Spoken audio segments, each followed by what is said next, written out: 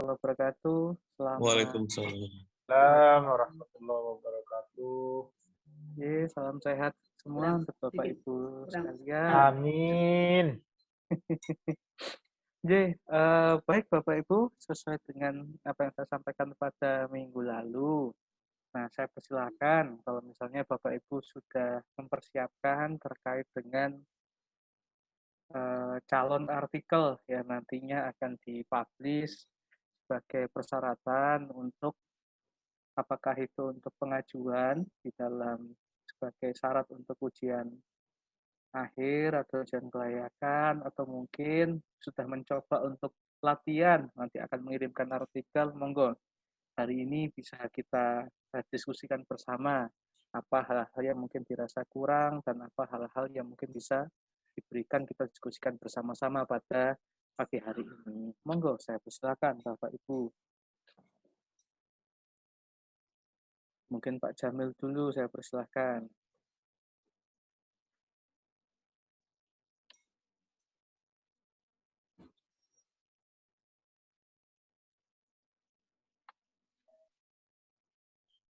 Monggo Bapak Ibu yang bersedia bisa di-share screen.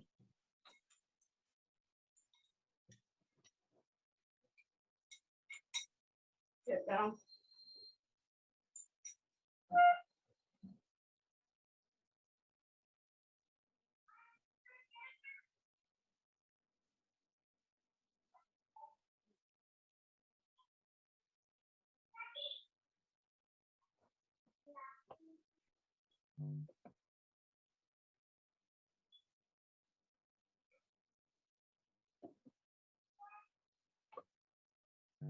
Belum ada. Belum ada yang siap Bapak Ibu. Sebentar Pak Rika, saya cari beberapa. Oh, saya belum ketemu. Saya tadi nyari. Lupa Oh. masukin di. Sebentar Pak Seka ya. Mungkin yang lain dulu. Iya. Saya cari dulu. Monggo Bapak Ibu.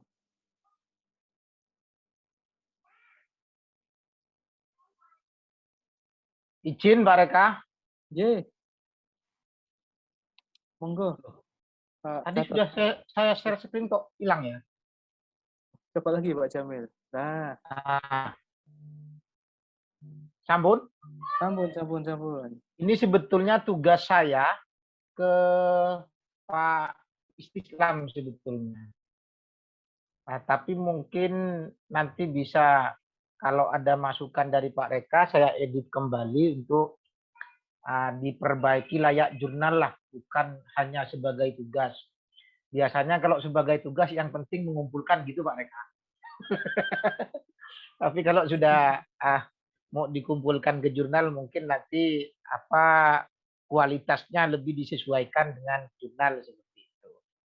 Nah, ini belum dibuat seperti garis lingkung jurnal, Pak. Belum memang, belum, hanya sebagai tugas.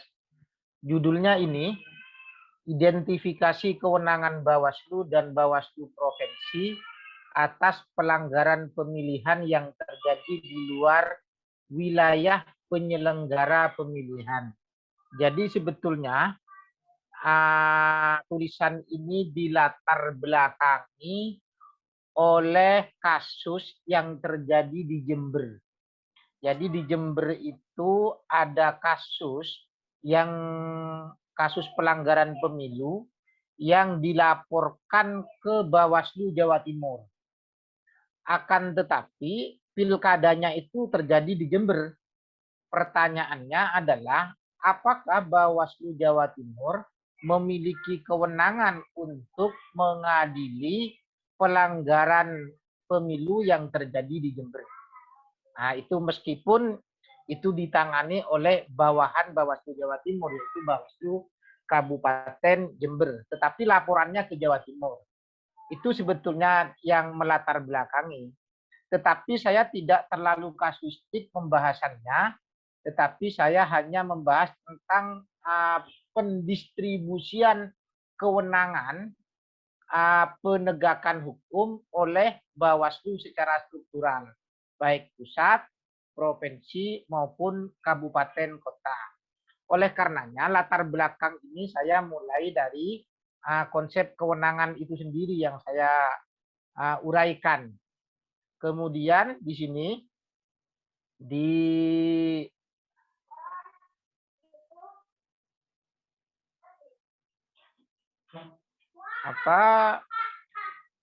mengarah pada pendistribusian kewenangan itu sendiri. Mana yang bisa dilakukan oleh Bawaslu Pusat, mana yang bisa dilakukan oleh provinsi maupun kabupaten kota. Itu sebetulnya konsep-konsep awalnya. Nah, di sini konsep kewenangan dan konsep negara hukum, biasalah berteori dulu saya ini.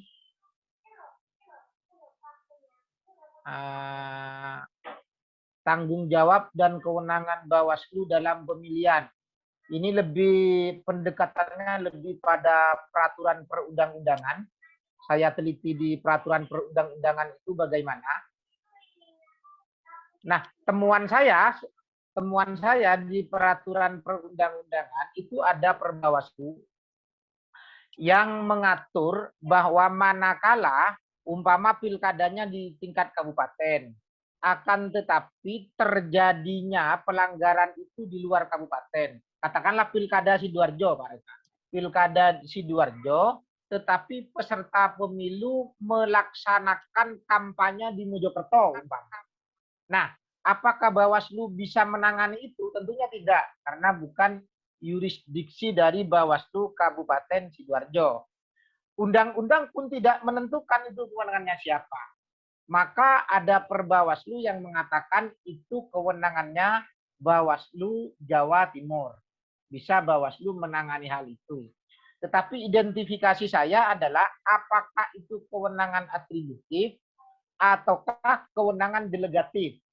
Kalau dikatakan atributif itu diatur di Perbawaslu, bukan di undang-undang. Kalau dikatakan kewenangan delegatif, itu pun juga kewenangan baru yang langsung diberikan kepada Bawaslu Jawa Timur, meskipun melalui peraturan Bawaslu. Sedangkan karakteristik dari kewenangan delegatif itu kewenangan peralihan dari lembaga lain. Nah, saya mengatakan itu sebetulnya kewenangan atributif oleh Bawaslu Jawa Timur, meskipun dasar hukumnya tidak dengan undang-undang atau undang-undang dasar, tetapi melalui Perbawaslu, karena itu adalah kewenangan baru. Meskipun di Undang-Undang 30 tahun 2014 itu mengatakan bahwa kewenangan atributif diatur oleh undang-undang atau undang-undang dasar, tetapi saya menemukan di literatur ada yang mengatakan boleh atributif itu diatur dengan aturan di bawah undang-undang seperti itu, mereka. Jadi seperti itu sebetulnya inti dari tulisan saya. Mungkin nanti bisa saya share ke jenengan untuk bisa diberi masukan. Atau bagaimana model seperti ini kan terlalu konseptual. Apakah layak dijurnalkan? Itu pertanyaan saya. Terima kasih. Terima kasih Pak Jamil. Pada intinya kan kalau untuk saya di sini, saya tidak mungkin terlalu masuk ke dalam substansial. Nah, tetapi saya lebih cenderung nantinya terhadap bagaimana ini bisa dirumuskan ke dalam sebuah jurnal. Nah, mungkin masukan untuk Pak Jamil, ada beberapa hal yang mungkin ini bisa memudahkan nantinya. Bahwa yang pertama, ya itu kita buatkan yang disebut sebagai alur pikir atau kerangka berpikir. Mohon izin Pak Jamil, ini biasanya saya tugaskan untuk bimbingan saya untuk membuat seperti ini. Nah, kalau misalnya sudah Bapak Ibu sekalian sudah membuat seperti yang mungkin sudah nampak ya Pak Jamil di layar ya? Nampak. Oke. Sampun. Nah, biasanya tugas atau mungkin nantinya dalam bentuk bimbingan ya itu biasanya promovendus saya minta untuk membuat ini. Untuk apa? Nantinya ya misalnya tadi untuk menjelaskan panjang lebar Pak Jamil kan kadang penguji ada yang mohon maaf ada yang beliau mudah ya untuk menangkap apa yang disampaikan. Kadang ada yang masih mencoba meraba-raba. Sudah meraba-raba gelap lagi. Nah, sehingga menyulitkan untuk mengetahui apa sih sebenarnya ingin disampaikan oleh Pak Jamil. Kadang juga ada kopromotor yang memang bukan kompetensi beliau, karena beliau tugasnya adalah untuk memperbaiki dari sisi metode penelitiannya.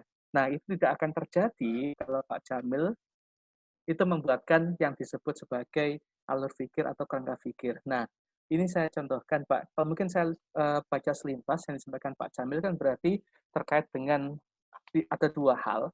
Yang pertama terkait dengan tumpang tindih kewenangan, dan yang kedua adalah terkait dengan kompetensi absolutnya. Ya, nanti siapa yang nantinya berwenang terkait dengan permasalahan hukum yang terjadi di Bawaslu mana yang nanti akan berwenang.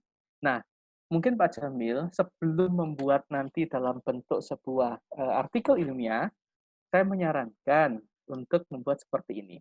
Nah, ini judulnya bagian atas, ini misalnya contohnya, ini terkait dengan rekonstruksi tumpang tindih.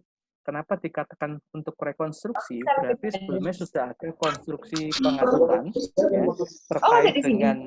Tapi kan beda, ini tidak mungkin paniteraan itu. Kalau kepaniteraan itu bukannya kayak bukan legal officer ya, Pak? Kan ada administrasi notariat itu kan mungkin Barno. Betul, sama dengan legal officer. Enggak tahu gimana. Jurusannya tidak sama itu, soalnya dari apa gelarnya nanti sarjana hukum apa? Gelarnya sarjana. Gimana? Halo? Oh iya. Oke. Suaranya sampai. Panandaru ya? Bukan. Oh, enggak maksudnya kalau biasanya kalau ini kan kalau apa kayak administrasi itu kan mungkin ya kayak bisa apa legal officer bisa juga notariat gitu nggak sih? Apa itu jurusannya legal officer? Tapi bahasa Indonesia ada bahasa Inggris. Legal officer kan bahasa. Panandaru. Oh, berarti nggak ada kayak perjanjian yang kontrak. Legal officer di Indonesia. Panandaru bisa tolong dulu.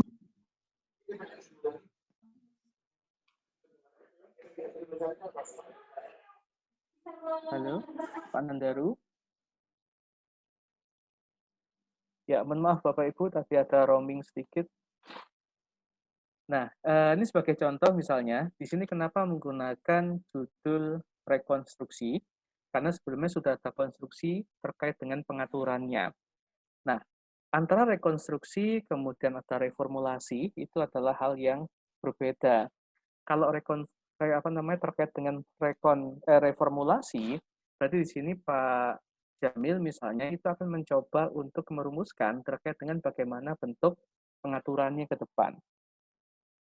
Nah, tapi kalau belum ada, maka bisa menggunakan formulasi. Berarti kan kalau itu terkait dengan isu hukum yang bisa digunakan ada dua. Yang pertama, bisa kita identifikasi bahwa di sana terjadi kekosongan norma, bahwa normanya sama sekali nggak ada. Tetapi kalau misalnya normanya ada, tetapi ada hal-hal yang belum diatur lebih lanjut, berarti perlu dilakukan yang disebut sebagai reformulasi di sini. Nah, ini berarti yang satunya adalah vacuum of norm atau kekosongan norma, dan yang kedua yang disebut sebagai incomplete norm. Ini adalah hal yang kemudian berbeda, sehingga judulnya itu bisa dipergunakan reformulasi. Mungkin kalau bisa saya buat sebuah analogi, kalau misal terkait dengan incomplete norm, itu berarti misalnya ada sebuah gelas, kalau airnya tidak ada sama sekali, berarti di sini adalah vacuum of norm. Jadi Bapak Ibu tidak pernah menemukan ada aturan yang mengatur terkait dengan hal tersebut. Tetapi kalau incomplete, berarti normanya ada, tetapi ada hal-hal yang perlu diatur secara khusus dan itu belum ada. Nah, ini bisa menggunakan judul reformulasi misalnya. Tetapi kalau misalnya kita tidak sampai kepada pengaturan, tapi mencoba untuk mengkonsepkan bagaimana konsep yang nanti akan bisa dikonkretisasi dalam bentuk sebuah pengaturan, maka bisa menggunakan kata rekonstruksi atau rekonseptualisasi. Nah, sepertinya ini yang kemudian diajukan oleh mahasiswa ini. Nah, sehingga di awal tuliskan judul, nah kemudian nanti Pak Jamil atau Bapak Ibu sekalian di latar belakang untuk memudahkan si pembimbing atau mungkin nanti penguji, buatkan di latar belakang problematika-problematika apa yang mendasari isu hukum yang diajukan. Misalnya terkait dengan problematika filosofis. Nah, kalau misalnya Bapak Ibu kesulitan, wah filosofis itu seperti apa ya? paling mudah itu carikan dulu itu pada bagian di konstitusi. Jadi Bapak Ibu bisa melihat bagaimana konstitusi mengatur terkait dengan isu hukum yang diajukan oleh Bapak Ibu sekalian. Nah, itu bisa masuk di filosofis. Atau bisa juga kita lihat dari sisi aksiologisnya. Kadang ada yang Bapak Ibu mungkin kuat dari sisi filosofis atau filsafatinya, untuk filosofis dibagi menjadi 3. Yang pertama kita lihat ada permasalahan dari sisi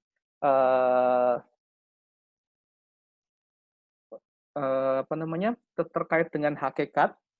Kemudian yang kedua masuk kepada epistemologi, ontologi maksud saya. Yang pertama mencari ontologinya terkait dengan hakikat, kemudian problematika dari sisi epistimonya, dari sisi keilmuan atau metode, dan yang ketiga dilihat dari sisi aksiologi. Misalnya ada nilai-nilai tertentu dari hukum tadi, misalnya ini yang dia lihat dari sisi aksiologinya, terkait dengan ketidakpastian hukum dan keadilan. Itu bisa menjadi pada dasar Bapak Ibu pada permasalahan filosofisnya. Kemudian yang kedua, bisa masuk jangan sosiologis dulu, tapi masuk dari sisi teoritis misalnya, ya berarti ada teori yang memang menjadi masalah di dalam isu hukum yang diajukan. Misalnya Pak Jamil tadi terkait dengan Bawaslu, ada nggak dari sisi teoritis yang kemudian memunculkan isu hukumnya? Terkait dengan tumpang tindih kewenangan, berarti dari teori kewenangan tadi, kan tadi kalau tidak salah Pak Jamil mengemukakan terkait dengan atributifnya ya, belum ada kewenangan atributif yang kemudian diberikan oleh pengaturan perundang-undangan misalnya. Ini bisa masuk di tataran teoritis misalnya. Nah, kemudian bisa juga di yuridis. Bagaimana norma mengatur? Kenapa bisa terjadi konflik norma? Nah, sehingga kalau misalnya ini dibaca oleh pihak penguji atau pembimbing atau promotor-kopromotor Bapak Ibu, ini pasti akan sangat memudahkan nantinya. Pasti akan tahu, oh ini loh yang dimaksud. Nah, kemudian yang kedua, setelah latar belakang, kemudian dituliskan rumusan masalahnya. Nah, sehingga nanti kalau misalnya Bapak Ibu sudah mengajukan sebuah proposal, plus dilampiri dengan kerangka alur pikir ini akan sangat memudahkan. Kadang-kadang itu ada promotor yang dia masuknya hanya di alur pikir ini, jadi yang dicoret-coret alur pikir ini.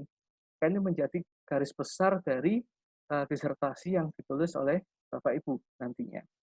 Nah, misalnya kalau ini dia melihat apa yang menjadi penyebab biasanya kalau ada pendekatan filsafati atau filosofis, ini diawali kata mengapa misalnya, ya. Dan kemudian bisa juga terkait dengan bagaimana yang mencoba membuat sebuah ius constituendum itu sebagai rumusan masalah. Tapi kadang juga ada beberapa promotor yang dia tidak suka. Kan kadang ada promotor yang suka pedes, ada yang nggak suka pedes nih. Nah, itu yang harus kita coba rumuskan. Dengan kita membuat ini, dia jadi paham. Oh, seperti itu loh yang diinginkan oleh pihak promotor atau kopromotor. Nah, kemudian landasan teori.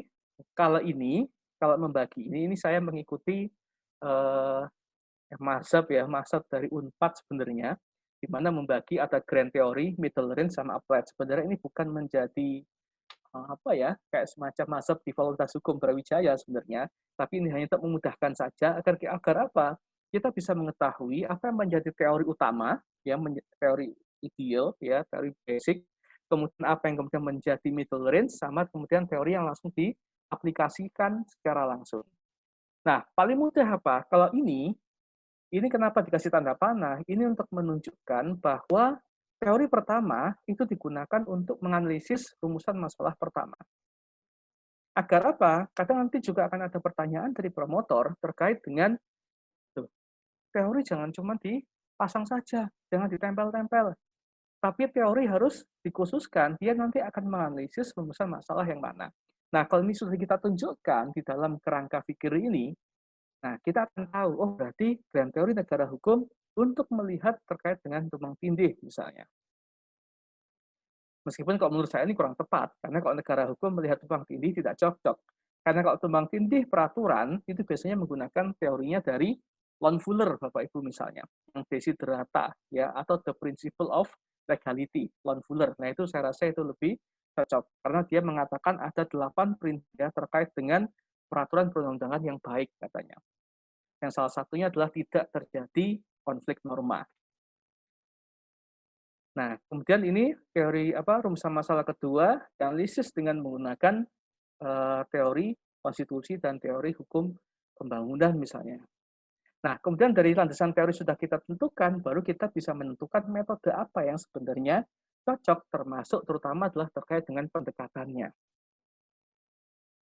Nah, ini kadang-kadang untuk penentuan pendekatan pun itu kadang ada yang masih salah. Nah, sehingga baru kemudian terakhir hasil dan pembahasan ini bukan terkait dengan hasil dari pembahasan yang sudah dilakukan Bapak Ibu dalam penelitian, tetapi ini adalah hasil dan pembahasan ini adalah hasil yang diinginkan atau direncanakan ya dari rumusan masalah yang sudah dirumuskan Bapak Ibu di bagian rumusan masalah nantinya. Nah, sehingga kalau sudah dibuatkan seperti ini, saya rasa nanti akan sangat memudahkan Bapak Ibu sekalian. Monggo, Bapak Ibu, apakah nanti kita mulai dulu ya? Jadi minggu depan misalnya Bapak Ibu mencoba membuat ini dulu kerangka pikir sehingga kita bisa bahas pertama bersama terkait dengan memberikan masukan. Baru kemudian untuk minggu selanjutnya saya stop sharing dulu, itu bisa masuk untuk yang ini. Nah, ini adalah gaya selingkung atau template yang ada di arena hukum. Karena juga beberapa jurnal saya rasa tidak jauh berbeda. Tapi paling tidak Bapak Ibu bisa belajar menyesuaikan terkait dengan template dari jurnal yang ada. Nah, kalau ada jurnal yang sudah membuatkan template seperti ini, Bapak Ibu tinggal masukkan saja misalnya. Ini judul tidak boleh lebih 12 kata, dan ini ukurannya adalah 14. Jadi tinggal ganti kadang seperti ini misalnya.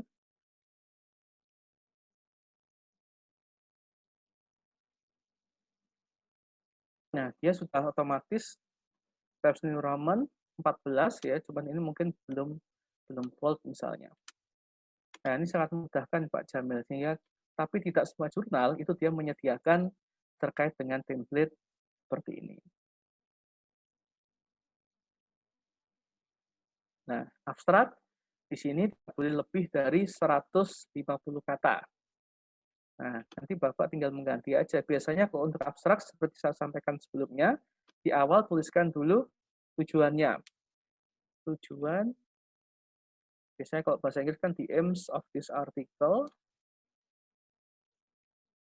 Tujuan penulisan artikel ini adalah melakukan rekonstruksi terhadap misalnya. Nah, sehingga ini sudah langsung menyesuaikan terkait dengan gaya selingkung dari jurnal. Nah, kalau Bapak Ibu sudah membuat dalam bentuk ini, wah sudah ya. Kemudian ini kita diskusikan bersama ya. Setelah kemudian oke, bisa langsung nanti submit di jurnal tersebut. Monggo kalau ada yang ingin ditanyakan Bapak Ibu. Mohon izin Pak Reka. Monggo Bu Janti. Pak Reka, tadi kan kita sama-sama mendengarkan paparan dari Pak Reka terkait dengan kerangka pikir persiapan untuk pembuatan proposal, kalau nggak salah begitu ya. Pertanyaan saya itu begini, apakah kerangka pikir tadi itu bisa untuk dua jenis atau dua kategori penelitian, yaitu juridis normatif dan empiris yang selama ini masih ada di Indonesia? Karena tadi saya juga melihat ada grand teori juga gitu ya, lalu mid-journey teori ini, lalu ada beberapa hal yang tadi saya sempat ini ada bagian-bagian tertentu yang menurut saya itu miliknya orang sosiologis gitu loh. Nah, apa itu juga menjadi maksudnya kerangka pikir ini bisa juga untuk ini yang melakukan penelitian juridis normatif. Kita jadi Pak Reka. Oke, terima kasih Bu Jundi. Oke, coba saya berikan contoh untuk yang empiris.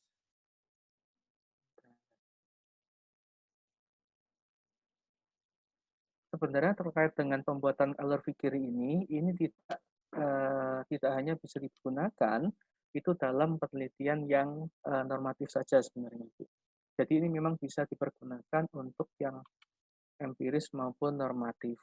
Yang membedakan apa? Berarti kan nanti terkait dengan problematika, terutama di yang sosiologis itu lebih tampak nantinya. Dan yang kedua biasanya akan sangat nampak jelas itu adalah dari sisi metode. Nah, sehingga terkait dengan penggunaan alur pikir ini sebenarnya tidak hanya untuk yang normatif saja.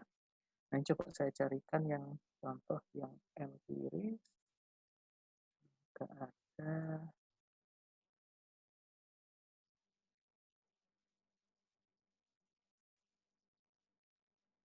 Karena sejak pandemi jarang mahasiswa mengajukan yang empiris.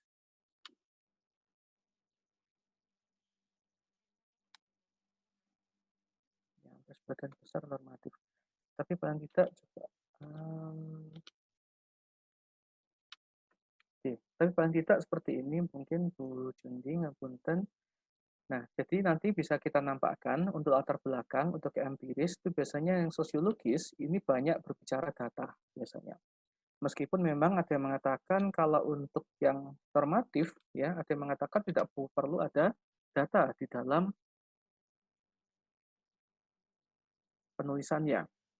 Nah, tetapi paling tidak untuk yang empiris itu kita harus bisa mencoba merincikan lebih detail terkait dengan data-data apa yang kemudian menjadi dasar munculnya isu hukum yang diajukan. Nah, kemudian yang kedua yang berbeda adalah bisa kita lihat identifikasi itu paling menampak itu adalah pada bagian metodenya. Berarti nanti metode yang dipergunakan di sini dia bisa menggunakan pendekatannya pasti sosiologikal atau yuridis sosiologis nantinya. Dan kemudian dia nanti kan tidak nampak ada yang disebut sebagai bahan hukum, tapi yang muncul adalah data. Tapi kemudian kemarin juga ada yang menarik ketika mempertanyakan apakah dimungkinkan kita menggunakan yang disebut sebagai mix. Jadi kita campurkan antara metode penelitian normatif dengan metode penelitian empiris. Memang kalau di Brawijaya kita tidak ada yang menentukan bahwa kita adalah harus empiris, harus normatif dan sebagainya, sehingga itu sangat fleksibel. Tapi kemudian inkonsistensi dalam penggunaan metode ini yang sangat diperlukan. Biasanya kalau kita menggunakan metode penelitian yang normatif, jadi terkait dengan metode yang kita pergunakan itu full menggunakan normatif, mulai jenis penelitian, yuridis normatif, kemudian pendekatannya kita statut, kemudian analytical, filsafati, dan sebagainya, kemudian jenis dan sumber bahan hukum, kemudian teknik penelusuran bahan hukum, sampai dengan teknik analisis bahan hukum. Di mana nanti teknik analisis yang dipergunakan biasanya adalah terkait dengan interpretasi minimal, atau mungkin Bapak Ibu yang merasa bahwa, wah, kalau cuman interpretasi mudah, misalnya Pak Jamil misalnya menggunakan hermeneutika, misalnya punyanya si Gadamer, misalnya. Ya. Nah, karena kita melihat berarti melakukan interpretasi tidak hanya pada teks saja, tapi kita ingin mengetahui sebuah peraturan itu berdasarkan pada konteksnya, misalnya. Nah, monggo. Tetapi kemudian, misalnya Pak, saya akan, kalau cuma mengambil dari bahan hukum saja, saya merasa kurang. Apakah bisa saya combine? Biasanya kita akan melakukan untuk mencari terkait dengan, bukan mencari data, tapi kita hanya melakukan klarifikasi terhadap sebuah badan hukum. Mohon maaf, bahan hukum. Ya, ini kemudian nanti untuk melengkapi terkait dengan bahan hukum yang sudah ada, itu diperbolehkan. Nanti nampaknya di situ. Kemudian yang kedua, makanya nanti kadang-kadang juga penelitian yang normatif, tapi kemudian di bagian rumusan masalahnya itu masih muncul yang disebut sebagai bagaimana terkait dengan implementasi atau penerapan dari sebuah peraturan perundang-undangan. Nah, ini yang kemudian harus kita identifikasi secara jelas.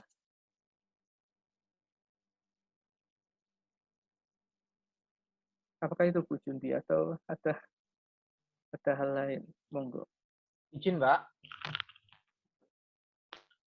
Iya, Pak Jamil, monggo. Baik. Apa yang tulisan saya tadi sepertinya lebih pas ke yang teoritis itu. Yang pertama, apa yang di-share ini mohon nanti di-share karena saya sangat membutuhkan ini Pak Reka yang di-share ini. Yang kedua, jadi tulisan saya itu sebetulnya bukan problem sih, tetapi hanya mengidentifikasi alur pemberian kewenangan terhadap Bawaslu secara struktural.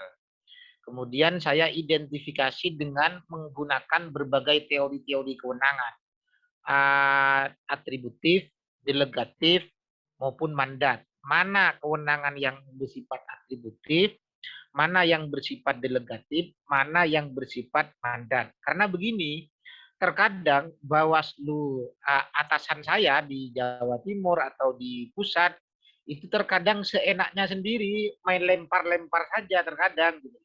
Kalau ada laporan dilempar ke kabupaten, dilempar ke kabupaten. Nah, itu saya ingin menegaskan bahwa ada kewenangan yang harus dikerjakan sendiri, tidak boleh dilemparkan. Kewenangan apa itu? Yaitu kewenangan atributif, gitu loh. Nah, kalau kewenangan delegatif bisa didelegasikan. Itu yang ingin saya tegaskan sebetulnya, Pak Reka.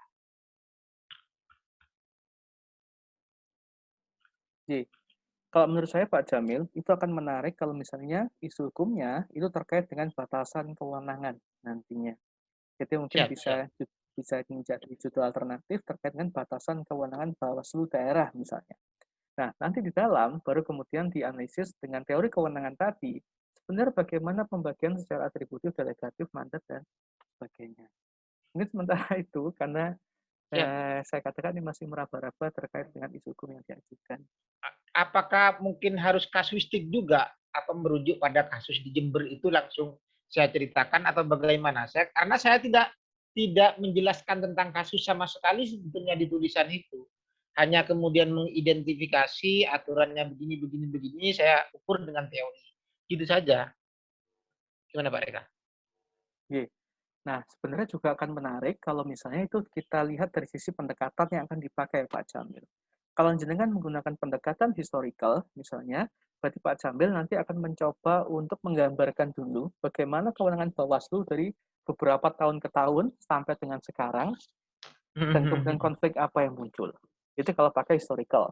Kalau ingin mencoba komparatif, misalnya melihat negara lain misalnya, yang memang lembaga yang mirip dengan Bawaslu dan bagaimana kewenangan yang ada di sana, untuk kemudian Pak Jamil akan mengambil dari komparatif tadi kayak semacam role modelnya. Oh, inilah yang cocok untuk Indonesia, sehingga tidak akan terjadi konflik kewenangan. Itu kalau pakai pendekatan komparatif. Tapi kalau misalnya menggunakan pendekatan konseptual, misalnya, kalau Pak Jamil akan mencoba untuk menganalisis konsep yang ada dan mencoba menemukan solusi alternatif modelnya. Dalam istilah lain, kita anggap akan membuat yang disebut sebagai ius constituendumnya. Yang dicita-citakan seperti apa sih yang kemudian tidak terjadi konflik kewenangan lagi di dalam Bawaslu, misalnya. Nah, sehingga nanti saya rasa dengan adanya pendekatan yang sesuai, itu akan memunculkan terkait dengan hasil yang diinginkan oleh Pak Jamil nantinya. Siap. Namun tentu saya juga bukan substansinya di dalam negara. Siap. Matur suwun. Kalau tugas bisa ya dijadikan dipublikasi ke jurnal nanti. Ini kan tugas sebetulnya. Saya pola lagi bisa nggak? Bisa, sangat bisa, Pak. Bisa ya, karena tidak dipublikasi. Sangat bisa. Apalagi jurnal kan hanya, ya benar Pak. Apalagi kan jurnal kan hanya 20 maksimal itu, Pak. Kita bisa menuliskan 15 sampai dengan 17 halaman sebagai sebagian kecil dari sebuah disertasi nantinya. Nah, makanya ini punya saya masih 10 halaman ini. Makanya biar Bapak Ibu nanti ketika selesai mata kuliah ini ada hasilnya menurut saya ya, dan itu nanti bisa dikumpulkan ya. Bapak Ibu buat saja dulu 2 ya. 1 dalam bentuk alur pikir. Ini nanti contohnya akan saya kirimkan ke Bu Jundi nih, atau mungkin ke siapa nanti ketua kelasnya. Kemudian yang kedua, semampunya itu dibuatkan dalam bentuk artikel. Tapi paling tidak buat dulu yang alur pikir ini dulu, meskipun ini memang seharusnya tugas dari dosen Medpen, tapi paling tidak supaya kita sama-sama punya gambaran sebelum dituangkan dalam bentuk artikel nantinya. Kalau sepakat, monggo, sehingga mulai minggu depan, karena kita tinggal 2 kali aja ini untuk pertemuannya, sehingga minggu depan bisa secara cepat, siapa yang bersedia, bisa presentasi, kita sama-sama diskusi, kasih masukan. Kemudian minggu selanjutnya, minggu terakhir, pertemuan terakhir, Bapak Ibu sudah kita bisa discuss terkait dengan artikel yang diajukan. Nah, itu yang kemudian nanti kumpulkan saja itu sebagai UAS, satunya sebagai tugas terstruktur 2. Kalau sepakat, monggo. Siap, sepakat. Mas Nandaru itu juga punya itu tulisan itu.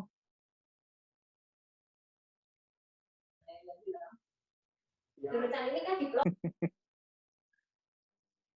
Ya, begitu ya Bapak Ibu. Jadi tugas terstruktur 2, saya akan minta dulu terkait dengan alur pikirnya, supaya saya bisa paham sebelum nanti akan istilahnya convert ya menjadi sebuah artikel. Dan untuk UAS-nya nanti dikumpulkan adalah dalam bentuk artikel ilmiahnya. Nah, Bapak Ibu saya berikan bonus apa untuk pertemuan minggu depan, saya akan berikan masukan supaya lebih bagus lagi ya, sesuai dengan kemampuan saya terkait dengan alur pikirnya. Kemudian di minggu terakhir saya akan baca terkait dengan artikel yang diajukan Bapak Ibu. Sehingga lulus mata kuliah saya, nanti Bapak Ibu sudah punya 2 luaran. Satu alur pikir, yang kedua adalah terkait dengan artikel ilmiah. Mungkin begitu, nggih, Bapak Ibu? Mohon izin Pak Reka. Nggih, monggo, Bu Nur. Nggih. Pak Reka, selain alur pikir ini yang mohon dikirimkan ke ketua kelas nanti, Bu Jundi, ketua kelasnya, sekaligus bila diizinkan template yang tadi di-share juga Pak Reka. Oh, nggih. Jadi kita bisa memedomani template. Nggih, matur nuwun Pak Reka. Nggih, sami-sami Bu Nur. Ngapunten ketua kelasnya sinten, nggih? Bu Jundi Pak Reka? Pak Gatot, nggih. Bu Jundi. Bu Jundi. Oh, Bu Jundi. Nggih. Dikirim ke Pak Ernu enggak apa-apa. Sama-sama satu rumah.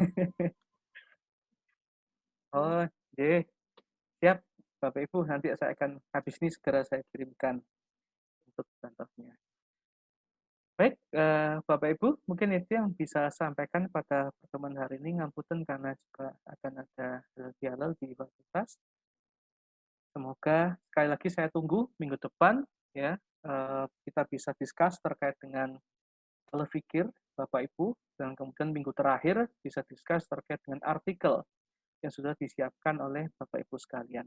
Hingga 2 luaran itu dikumpulkan pada akhir, nanti saya akan berikan tanggalnya untuk batas pengumpulannya, tapi paling tidak setelah kuliah atau nanti mungkin terkait dengan masa UAS, Bapak Ibu bisa mengumpulkan 2 hal tadi sebagai penilaian tugas terstruktur 2 dan ujian akhir semester.